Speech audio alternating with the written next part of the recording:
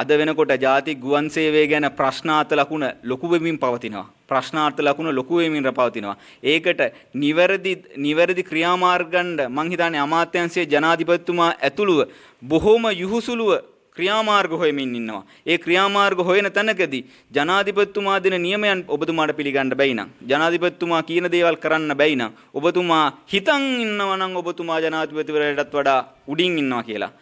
ඒක එහෙම නෙමෙයි. ඔබතුමා කලින් ආණ්ඩුවල දාපු සෙල්ලම් මේ ආණ්ඩුවෙත් දාන්න හිතන් ඉන්නවනම්, කලින් ආණ්ඩුවල රැකුණා වගේ මේ ආණ්ඩුවෙත් රැගෙන්න හිතන් ඉන්නවනම් නෑ, ඒක එහෙම වෙන්නේ නෑ. මම නිසල් අධිකාරී ශ්‍රී ලංකන් ගුවන් සේවයේ අන්තර් සංගම් සේවක සංගමේ වෘත්තීය සමිතියේ සභාපතිවරයා. අද දවසේ මම හිතන්නේ අපි නැවතත් මේ විදිහට මාධ්‍ය සාකච්ඡාවක් ඇඳවන්න ප්‍රධාන හේතු වුණේ මීට මාසයකට කාලයකට ඉක්ුත් අපි විසින් රටේ ජනතාව සහ ආයතනයේ සේවකයන් ඇතුළුව සියලු දෙනාම දැනුවත් කිරීමක් සිදු කළා ශ්‍රී ලංකන් ගුවන් සේවයේ වර්තමාන සභාපතිවරයා සම්බන්ධව තියෙන ගැටලු සම්බන්ධයෙන්.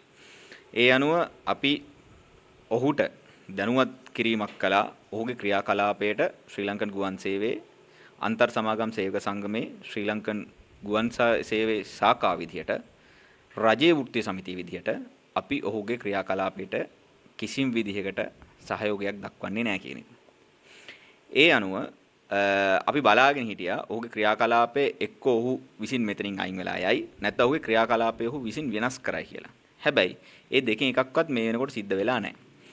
සේවකයා පීඩා විඳිනවා, ජාතික ගුවන් සේවයේ පීඩා විඳිනවා.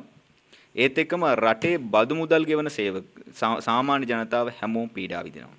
එතකොට වර්තමානයේ ඇතුලේ ජාතික ගුවන් සේවය නගා සිටවන්න, ජාතික ගුවන් සේවයට නැවත පණ දෙන්න, ජාතික ගුවන් සේවය රටේ ජාතික වස්තුවක් බවට පත් කරන්න මම හිතන්නේ ජනාධිපතිවරයා ඇතුළු අපි හැමෝම අපේ උපරිම උත්සාහය දරන වෙලාවක රටේ ජනතාව උපරිමයෙන් කැපවෙන වෙලාවක මම හිතන්නේ එක පුද්ගලයෙක්ට උවමනාවට නැත්නම් පුද්ගලයෝ කිහිප දෙනෙක්ගේ උවමනාවට ඒ උත්සාහය, ඒ වෑයම නැති කරන්නවත්, ඒ වෑයම වතුර යරින්නවත් හැකියාවක් මම හිතන්නේ ජාතික ගුවන් සේවයේ වැඩ කරන සේවකයෝ විදිහට ඒත් එක්කම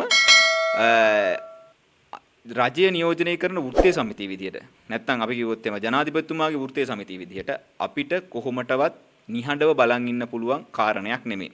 ඒ අනුව වර්තමාන සභාපතිවරයා අරන්දර පත් වුණ දවසේ ඉඳන් මහත්ය කියන කැලල අපි අමතක කරමු. අරන්දර පත් වුණ දවසේ ඉඳන් මොකද පත් වෙලා ඔහු මුලින්ම ආවේ ඇක්ටිං චෙයාමන් විදිහට, වැඩ බලන සභාපති විදිහට. වැඩ බලන සභාපති විදිහට ඔහු ආව දවසේ ඉඳන් පළවෙනියෙන්ම ඔහු කිව්වා වෘත්තීය සමිති වලට ඔහුත් එක්ක කතා කරන්න බෑ. ඔහු නම් කළ අයත් එක්ක තමයි වෘත්තීය සමිති කතා කරන්න ඕන කියලා. ඒක නිසා තමයි අපි කාලයක් බලන් ඉඳලා ඉවර වෙලා ඔහු මේක ස්ථීර සභාපතිවරයා විදිහට පත් වුණාට පස්සෙත් ඔහුගේ ඒ කල් ක්‍රියාව හදාගනී කියලා බලන් ඉඳලා ඉවර වෙලා හදාගන්න නැති නිසා තමයි ඔහුට අපි මේ දෙවනි වතාවට ජනමාධ්‍ය හරහා කතා කරන්නේ. මොකද ඔහු වෘත්තීය සමිතිය වලට කතා කරන්න තැනක් හදලා තිබ්බේ නැති නිසා. වෘත්තීය සමිතිය වල ප්‍රශ්න නැත්නම් සේවකයාගේ ප්‍රශ්න නැත්නම් රටේ ප්‍රශ්න, ජාතික ප්‍රශ්න ඔහු කතා කරන්න තැනක් හදලා තිබ්බේ නැති නිසා. ඒක නිසා තමයි අපි පළවෙනි වතාවට ඔහුට කිව්වේ ඔහු ජාලි වික්‍රමසූරියත් එක්ක කරපු දේ බොල් ණය කරපුවා, ඩොලර් 60000කට ආසන්න ප්‍රමාණයක් බොල් ණය කරපුවා. ඒවා කොහොමද ඔහු කළේ? ඒවා කළේ ඇයි කියන ප්‍රශ්න අපිත් එක්ක තිබ්බ නිසා තමයි අපි ඔහු ගැන අපි ප්‍රශ්නාර්ථයක් රට හමුවේ තැබුවේ. ඒ තැබුව ප්‍රශ්නාර්ථයට ඔහු මේනකම් උත්තරයක් දීලා නැහැ. ඒත් එක්කම ජනාධිපතිවරයා ලබා දෙන නියෝගයක් පිළිගන්න බෑ කියන තරමට ඔහු උද්දච්ච නායකයෙක් කියලා ඔහු හිතන් ඉන්නවා. එතකොට ඔහුට අමතක වෙලා තියෙන ඔහු කොහෙන්ද ආවේ? ඔහු කවුද පත් කළේ? ඔහු මොන අරමුණක් සඳහා පත් කළ කෙනෙක්ද කියන එක ඔහුට අමතක වෙලා තිනවා. මොකද හේතුව මං හිතන්නේ ඔහු මේ රටේ ඉන්න හිරිවැටුණු මිනිහෙක්ගේ මං හිතන්නේ ලංකාවම දන්නවා ලොකුම හිරිවැටුණු මිනිහාගේ ප්‍රධාන ගෝලෙක්.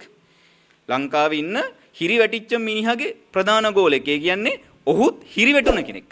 ඒ හිරිවැටෙන මිනිහට මේ ආයතනයේ ඇතුලේ ඉන්න මිනිසුන්ගේ දුක, වේදනාව, මිනිහෙක්ට වෙන දේ ගැන ඒත් එක්කම ජනාධිපතිවරයා යම්කිසි කාරණයක් උදෙසා ඔහුට ලබා දීලා තියෙන නියෝගයක් ගැන, ඒ නියෝගය ක්‍රියාත්මක කරන්නේ නැත්නම් වෙන දේ ගැන, ඒත් එක්කම මිනිසුන්ට සිද්ධ වෙලා තියෙන අර අගතිගාමී ස්වරූපය, මිනිසුන්ට සිද්ධ වෙලා තියෙන අසාධාරණකම්, ඒ වෙච්ච අසාධාරණ කලින් ආණ්ඩු වලින් සිද්ධ වෙච්ච අසාධාරණකම් නැවත හදන්න ඕනේ. ඒවට වග කියන ආණ්ඩුවක් තමයි මේ පත් වෙලා තියෙන්නේ. ඒවට අපි පිළිතුරු ගන්න ඕනේ කියන එක මම හිතන්නේ මේ හිරිවැටුණු අරන්දරට තේරෙන්නේ නැහැ. මේ හිරිවැරුණ අරන්දරට තේරෙන්නේ නැහැ. ඒක නිසා ඔහු මොකද කරන්නේ? ඔහුට අවශ්‍ය දේවල්, ඔහුට ඕන දේවල් ඔහු රජය අපහසුතාවයට පත් කරන්න, ජනාධිපතිතුමා අපහසුතාවයට පත් කරන්න, ඒත් එක්කම සේවකයා පාරට එන විදිහට, සේවකයා රජයට විරුද්ධව යන විදිහට, සේවකයා නැත්නම් රටේ ජනතාවට මේ රටේ ජනතාවට ඉස්සරහට එන විදිහට, ජනතාව ඉස්සරහට වෙන විදිහට අදාළ ක්‍රියාමාර්ගයන් සැලසුම් සහගතව ක්‍රියාත්මක කරගෙන ඉන්නවා. එතකොට අපි අරන්දරට කියන්නේ එකම දේ. වෘත්තීය සමිතිය විදිහට ලංකාවේ මේ වෙන විට රාජ්‍යීය වෘත්තීය සමිතිය විදිහට ඔයාට ඕන දේ අපි කරන්න දෙන්නේ නැහැ. ඔයාට ඕන සෙල්ලම් දාන්න දෙන්නෙත් නැහැ. ඔයා හිතන් ඉන්නවා නම් ඒ සෙල්ලම් දාන්න පුළුවන් කියලා ඔයාට වැරදිලා.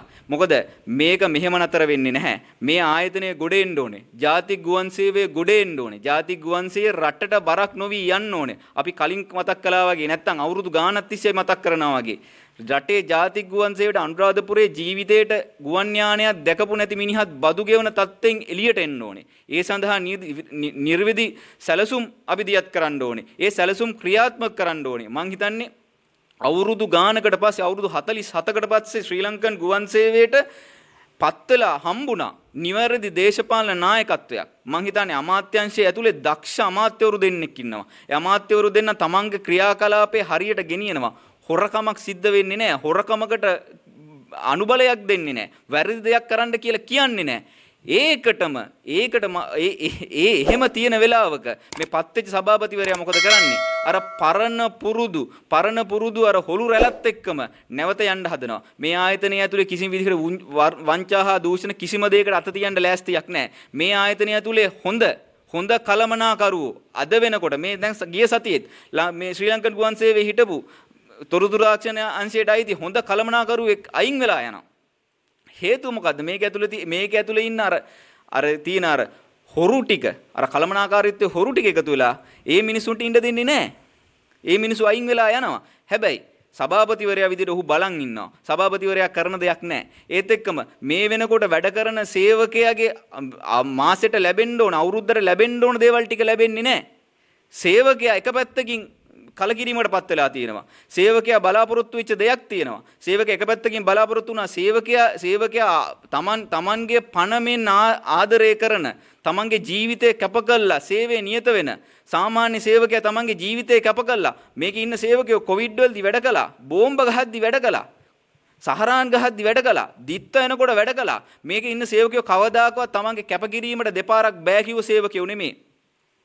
ඒ සේවකයන්ගේ අයිතිවාසිකම් ටික රැක ගන්න දෙන්න හැකි සභාපතිවරයෙක් කියලා ඉවර වෙලා අරන්ද දිහා බලන් ඉඳලා ඉවර වෙලා සේවකයෝ මේ වෙනකොට හිතනවා නෑ ඒක වෙන්නේ නෑ කියලා. සේවකයන්ට කියනවා නැවත වාරයක් පටිතද කරගන්න කියලා. හරි සේවකයෝ වෙන අපිට පටිතද කරගන්න පුළුවන්. හැබැයි පටිතද කරගන්න දැනදී අපිට පේන්න ඕනේ මේක ඇතුලේ යම්කිසි දෙයක් වෙනසක් සිද්ධ වෙනවා කියලා. ඒ වෙනසක් සිද්ධ වෙන්නෙත් නෑ.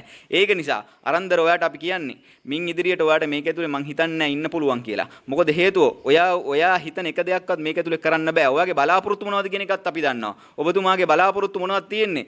රජයේ ක්‍රියාමාර්ගය වෙනස් කරන්න නම් රජයට කළු පැල්ලමක් ගෙනත් දෙන්න ශ්‍රී ලංකන් ගුවන් සේවය ඇතුලේ ඉදිරි මාසය ඇතුලේ ශ්‍රී ලංකන් ගුවන් සේවය තිබ්බටත් වඩා පල්ලෙහාට ගේන්න නෑ. රටේ මිනිස්සු නියෝජනය කරන, රටේ බහුතර මිනිස්සු ආදරය කරන රජයක් නියෝජනය කරන වෘත්තීය සමිතිය විදිහට අපි ඒකට ඉඩ දෙන්නේ නැහැ. ජනාධිපති කොමිසම් වාර්තාව මේ වෙනකොට ඉකුත් 30 වෙනිදා ඉකුත් 30 වෙනිදා වෙනකොට ජනාධිපති කොමිසම් වාර්තාව සම්පූර්ණයෙන් ඉවර වෙලා තියෙනවා. ඔබතුමාගේ දක්ෂතාවයන්, ඔබතුමාගේ හැකියාවන් මනාව කොමිසම් වාර්තාව ඇතුළේ තියෙනවා. ඒක නිසා වෘත්තීය සමිතියක් විතරයි බලන් ඉන්නවා. කොමිසම් වාර්තාව එයි. කොමිසම් වාර්තාව ඇතුළේ ඔබතුමාගේ දක්ෂතාවයන් ටික රටම දැනගනි. හරිද?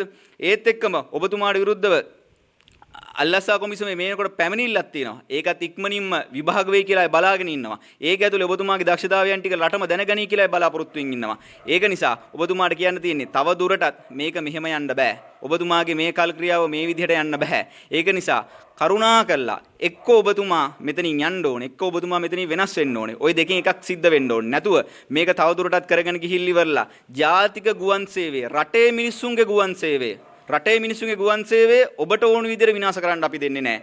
ජාතික වෘත්තීය සමිතියක්, රටේ වෘත්තීය සමිතියක් විදිහට, ආණ්ඩුවේ වෘත්තීය සමිතිය විදිහට, ජනාධිපතිතුමාගේ වෘත්තීය සමිතිය විදිහට, ජනාධිපතිතුමා පෙන්වන මඟ පෙන්වීම් වල යන වෘත්තීය සමිතියක් විදිහට, ජනාධිපතිතුමා කියන දේ ඒ ආකාරයෙන් කරන වෘත්තීය සමිතියක් විදිහට අපි ඔබතුමාට කියනවා මේක මෙතනින් එහාට හරියන්නේ නැහැ කියලා. මොකද දැන් අපි තීරණයක් ගන්න ඕන වෙලාව, වෘත්තීය සමිතියක් විදිහට අපි වෙනස් වෙන්න ඕන වෙලාව. ඔබ දිහා බලන් හිටියා කාලය ලබා දුන්නා. හැබැයි මේක වෙනස් වෙන්නේ නැත්තම් ජනාධිපතිතුමා කිව්ව විදිහටම රටේ මිනිස්සුන්ගේ ගුවන් සේවය, රටේ මිනිස්සුන්ගේ ධනය, රටේ මිනිසුන්ගේ බදු මුදල එහෙම නිකන් එළියට යන්න දෙන්න බෑ. එහෙම නිකන් විනාශ වෙන්න දෙන්නත් බෑ. ඒක නිසා ඔබතුමාට කියන්න තියෙන්නේ මේ වෙලේ ඔබතුමා තීරණයක් ගන්න ඕනේ. තව දුරට මෙතන නැදෙන්නව නැද්ද කියලා. මොකද හේතුව මේක රටේ මිනිසුන්ට අයිති දෙයක්.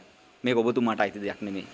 මේක රටේ මිනිසුන්ගේ ධනය, මේක රටේ මිනිසුන්ගේ මිනිසු ආදරය කරන තැනක්, ලෝකයක් ආදරය කරන තැනක්. අද වෙනකොට ජාතික ගුවන් සේවය ගැන ප්‍රශ්නාර්ථ ලකුණ ලොකු වෙමින් පවතිනවා. ප්‍රශ්නාර්ථ ලකුණ ලොකු වෙමින් පවතිනවා.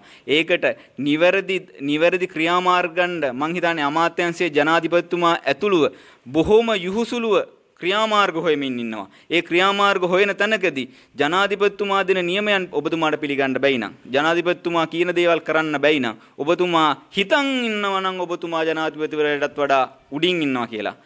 ඒක එහෙම නෙමෙයි. ඔබතුමා කලින් ආණ්ඩුවල දාපු සෙල්ලම් මේ ආණ්ඩුවෙත් දාන්න හිතන් ඉන්නවනම්, කලින් ආණ්ඩුවල රැකුණා වගේ මේ ආණ්ඩුවෙත් රැගෙන්න හිතන් ඉන්නවනම් නෑ, ඒක එහෙම වෙන්නේ නෑ. ඒකම වෙන්න දෙන්නෙත් නෑ. ඒක නිසා ඔබතුමාට බොහොම ගෞරවයෙන් කියනවා දැන් මේ සෙල්ලම ඉවරයි. මේ සෙල්ලම ඉවර කරන්නත් කාලය ඇවිල්ලා තියෙනවා. ඒක නිසා ඔබතුමා මේ වෙලේ තීරණයක් ගන්න. මොකද අපි අන්තර් සමාගම් සේවක සංගමේ ශ්‍රී ලංකන් ශාඛාව විදිහට මේ පාර අපි ඔබතුමා කරන දේ දිහා නිහඬව බලන් ඉන්නේ නැහැ.